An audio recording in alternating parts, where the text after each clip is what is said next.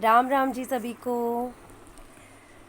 एक कर्मों के आधार पर स्टोरी आप सबके सामने शेयर करने जा रही हूँ कि कर्मों से ही मिलता है स्वर्ग या नर्क। एक बार एक शिष्य को समझ ही नहीं आ रहा था कि स्वर्ग या नर्क मृत्यु के बाद प्राप्त होते हैं या जीते जी ही प्राप्त हो जाते हैं।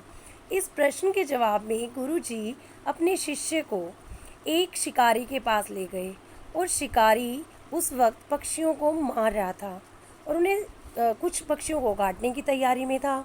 यह कृत्य दिखाने के बाद शिष्य एकदम घबरा गया।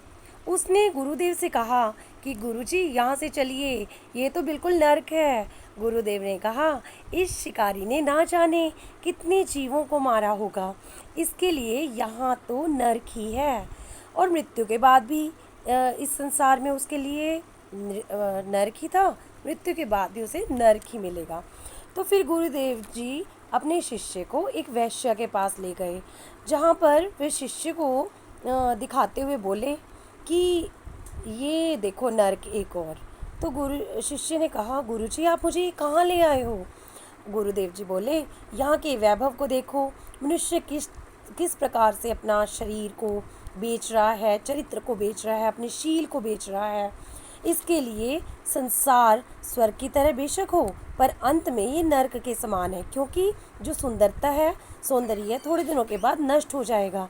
इसके लिए संसार भी नर्क है और मृत्यु के बाद भी नर्क है।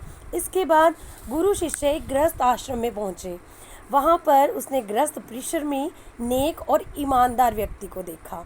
गुरुदेव ने कहा, यही वो व्यक्ति है जिसके लिए जीवित रहते हुए पृथ्वी तो स्वर्ग है ही और मृत्यु के बाद भी उसे स्वर्ग ही प्राप्त होगा। शिष्य को अच्छी तरह समझ आ गया था कि स्वर्ग और नर्क अपने कर्मों का ही फल है, वह संसार में रहते हुए हमें भुगतना ही पड़ता है।